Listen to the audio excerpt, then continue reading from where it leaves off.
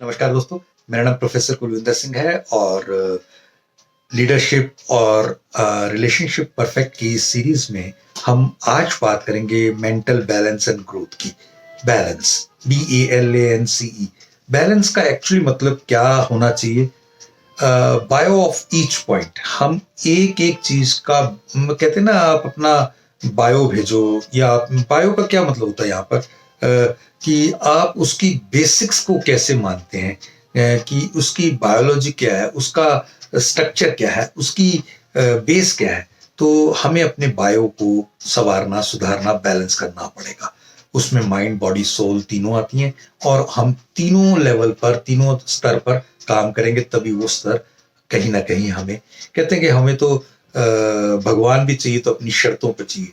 तो ऐसे भगवान को भी हम मूर्ति ही कह सकते हैं, किताब ही कह सकते हैं, गुरुद्वारा, मंदिर, मस्जिद, स्थान ही कह सकते हैं। उससे बियॉन्ड तो नहीं, क्योंकि उसमें भी हमारी शर्तें लगी हुई हैं।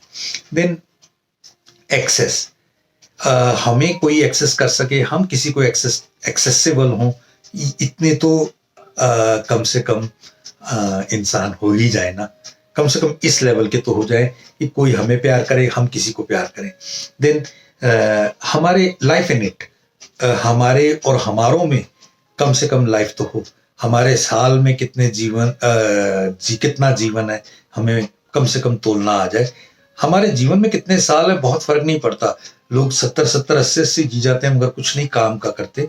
इसलिए जीवन में सालों के वजन बढ़ने चाहिए, वर्षों में जीवन बढ़ना चाहिए। नहीं तो जीवन ये जितना भी बीता उतना ही व्यर्थ ही है।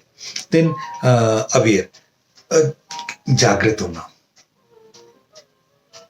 मैं क्यों, मेरा वजूद क्यों है, मेरा परिवार क्यों है, मेरा पर्पस क्या है, मेरे लिए आगे क्या है। हर रोज एक पर्पस है। मैं उठा क्यों? इसलिए कि रात को मर नहीं गया। रात को मर नहीं गया तो कोई ना कोई पर्पस भगवान के दिमाग में मेरे लिए होगी, और उस पर्पस को ढूंढें और उसके ऊपर काम करें। देन एक तो होता है नो नो, हर एक बात के लिए नो कर देना। एक होता है नो नो, KNOW, जानो जानो। आपको पता है सिख समाज में सिखों को सिख क्यों कहा जाता है?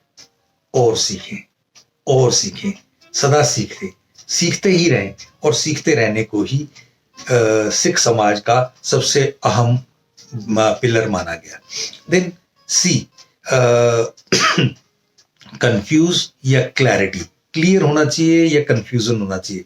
जहां जहां ट्रैफिक जाम होता है ना, वहां वहां आपको दिखते कंजेशन मिलेगा, लेकिन जहां जहां क्लियरिटी होगी वहां वहां कोई ट्रैफिक नहीं।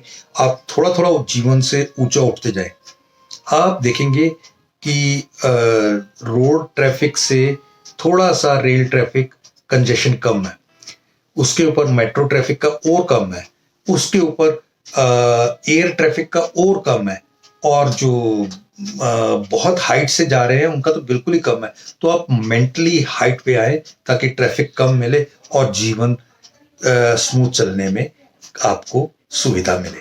एंड लास्ट, एंगेज, अपने आप को अच्छी चीजों के साथ एंगेज करना बहुत जरूरी है। ये अगर जिस दिन सीख लिया उस दिन बात बननी शुरू हो जाएगी। Thank you. जय हिंद।